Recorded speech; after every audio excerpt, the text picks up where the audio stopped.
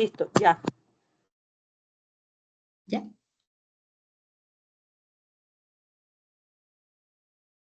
Ya puedes empezar.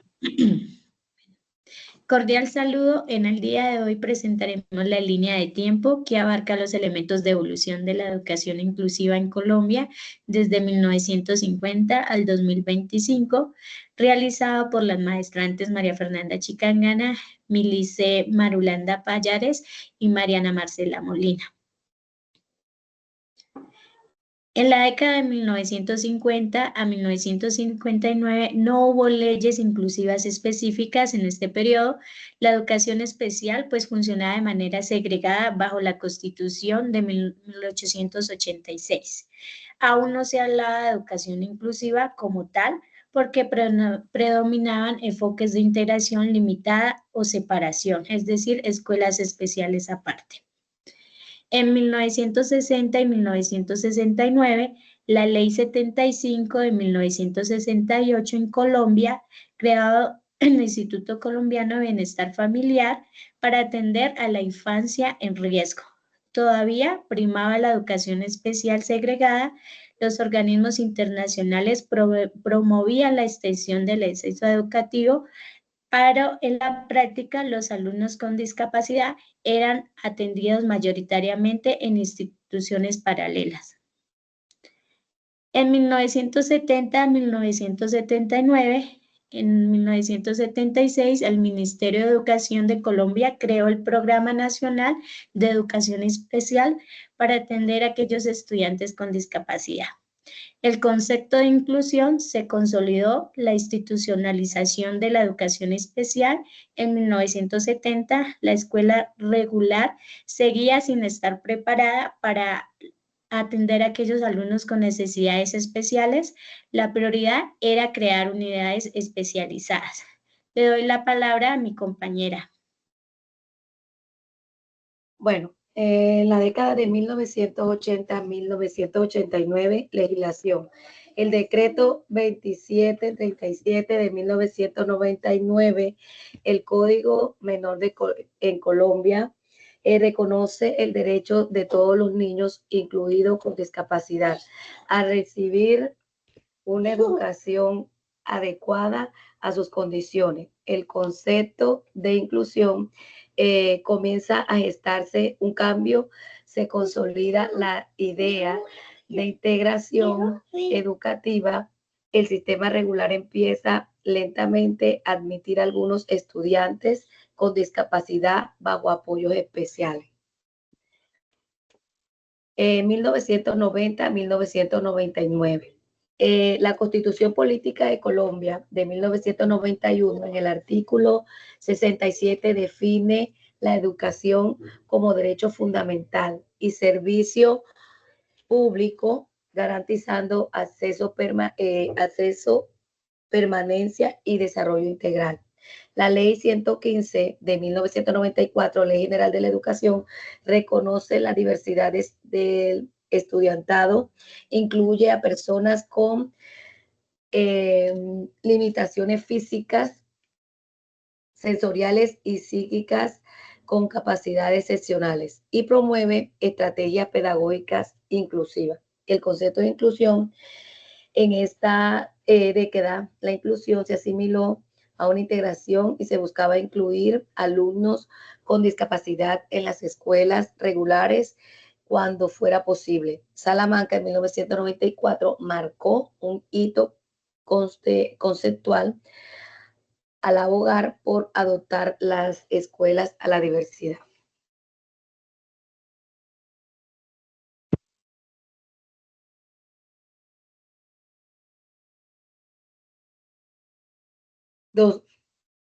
En la década del 2000-2009.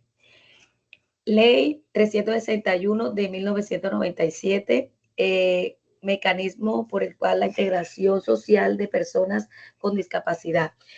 En el 2009, el decreto 366 reglamenta apoyos pedagógicos en el marco de la educación inclusiva. Se amplía más allá de la discapacidad. El movimiento de educación para todos promovió la inclusión de cualquier grupo vulnerable étnico, cultural y generó en el sistema regular, generó el sistema regular.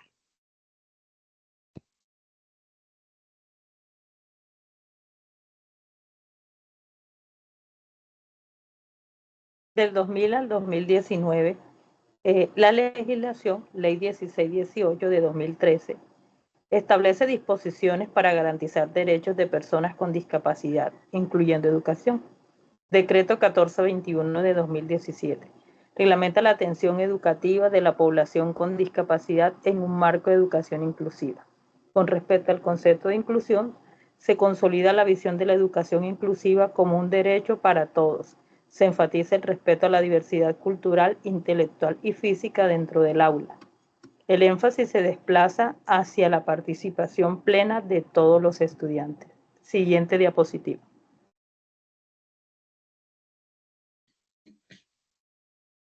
Legislación 2020-2025. Colombia extiende el Plan Decenal de Educación 2016-2026, promoviendo la inclusión escolar de población migrante y con discapacidad. Se elaboran lineamientos por educación virtual inclusiva.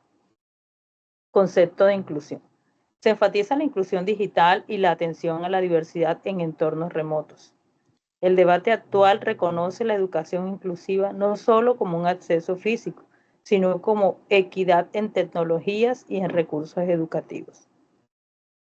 A continuación estaremos explicando el decenio que nosotros escogimos para dar una mayor orientación. Abarca desde 1990 a 1999. En este momento los acompañará mi compañera María Fernanda. Bueno, en la década de 1990 a 1999, cabe resaltar que estas políticas se llevaron a cabo con el objetivo de permitir una cultura inclusiva en la sociedad. Es decir, que todas las personas tengan la misma equidad e igualdad en ofrecerle escenarios educativos con calidad.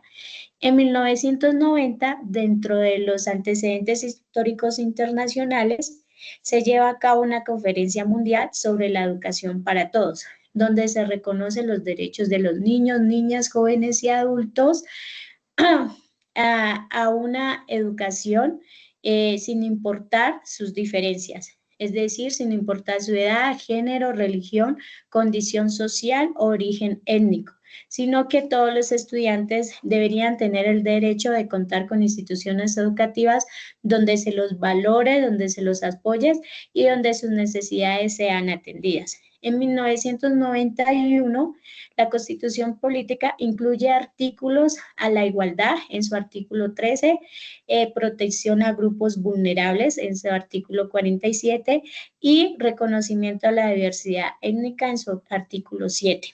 Es decir, que en esta década de 1990 al 92, la Declaración de Salamanca en España fue un documento muy importante, puesto que fue aprobada por la Conferencia Mundial sobre las necesidades educativas a aquellas personas con capacidades especiales, impulsándose a un principio de educación para todos, promoviéndose así que todos los niños puedan participar en las mismas aulas que los demás y puedan ser incluidos a las escuelas regulares. Continúa, compañera. Ok, entre los años de 1993 a 1995, la política nacional y legislación. Durante este tiempo, las políticas y normativas no fueron creadas de manera aislada, sino que fueron una reacción directa a los principios establecidos en la Constitución de 1991. El desafío era transformar esos principios constitucionales en leyes concretas. La política internacional fue un acontecimiento significativo. Fue la Declaración de Salamanca, como hablaba mi compañera, de 1994, apoyada por la UNESCO. En este documento internacional propuso un cambio profundo en la educación de la integración de estudiantes con necesidades especiales a la educación inclusiva, reconociéndolo como un derecho de todos los niños que asistir a escuelas regulares. La legislación nacional, en la ley 70 de 1993, habla acerca de la legislación que, aquí la ley tuvo un avance crucial en respuesta al mandato de la Constitución y reconocer y proteger la diversidad étnica y cultural. Esta ley garantizó los derechos de las comunidades afrocolombianas sobre sus territorios ancestrales. Esto fue un gran paso, ya que por primera vez una ley nacional abordó la inclusión desde una perspectiva ética y territorial, no únicamente de la discapacidad. Y por último, quiero comentarle acerca de la ley 115 de 1994, la popular Ley General de la Educación, la cual lo rigen los docentes actualmente en Colombia. Esta legislación fue influenciada directamente por la Declaración de Salamanca. Introdujo el concepto de integración escolar por los estudiantes con necesidades educativas especiales, promoviendo su derecho a formarse en escuelas ordinarias. Aunque en la ley no se mencionó específicamente la palabra inclusión, sentó las bases para que años después el sistema educativo en Colombia avanzara hacia un enfoque más inclusivo. Continúa mi compañera Milene. En 1996 se empieza a hablar en serio de inclusión y se firma una norma para hacerlo realidad en las aulas. En 1997 se refuerza la idea de estudiar juntos y se crean leyes para que la inclusión no quede en papel mojado. En 1998 no hay leyes nuevas, pero se sigue aplicando lo aprobado en años anteriores, que es la Ley 361 y el Decreto 2082. Además, Colombia empieza a relacionar sus políticas con compromisos internacionales sobre derechos humanos y educación inclusiva. Fue un año de continuidad, de poner en práctica lo que ya estaba aprobado. En 1999 no hubo normas nuevas, pero sí un programa que intentó llevar la inclusión a más colegios en el país. De 1996 a 1999 se habla de inclusión en planes y conferencias a crear leyes y decretos que la hacen obligatoria, y luego a programas del ministerio que buscan aplicar en la práctica. Fue una etapa de construcción de bases legales y políticas que abrieron camino para la inclusión educativa en Colombia. Por aquellos tiempos yo estudiaba en la normal y pues realmente los estudiantes estaban con necesidades educativas especiales, estaban segregados. La infraestructura era un espacio conformado por un aula, un patio pequeño y por personas más que todo de la adolescencia. No habían niños, solo adolescentes con necesidades educativas especiales, más o menos hasta los 20 años de edad. El recurso humano solo estaba conformado por personas desde la adolescencia en adelante y contaban con 2 tutoras. También tenían 2 madrinas de la Universidad del Magdalena, tutoras también, quienes hacían mucho por ello. Actividades, ellos eran formados en actividades como la elaboración de escobas, traperos, cosas que les sirvieran para defenderse cuando los papás faltaran. Los estudiantes con capacidades cognitivas leves alcanzaban a ejercer lo que hoy llamamos compromiso, como el salir adelante. Y le daba la oportunidad y vendían traperos dentro de la misma institución a otros maestros. Sin embargo, paralelamente, en Santa Marta existe un colegio denominado CELCA. Allí también se daba la inclusión sin ser establecida como tal, pero en el inverso. Allá los niños, entre comillas, normales, pasaban al aula de niños sordos y adquirían o tenían acceso o aprendían la lengua de señas. También habían aulas, iban como por niveles, y de pronto tenían como una especie de jardín. En jardín iban todas las necesidades, como era como adaptación. Luego iban al aula regular y los repartían de acuerdo a sus necesidades, y por lo menos lo que era discapacidad visual iba a un aula y los sordos iban a otra. Y contaban con el equipo interdisciplinario necesario.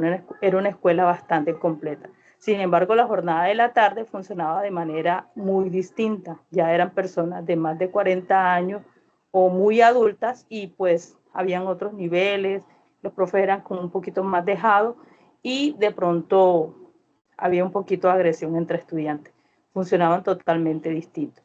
Sin embargo, noto que a pesar de todo, los niños de la mañana lograban grandes avances y alcanzaban el bachillerato a plenitud. Básicamente es lo que se percibe en eso. Todavía había segregación y más que todo los padres que tenían los recursos económicos colocaban a los niños en colegios de carácter privado. Gracias.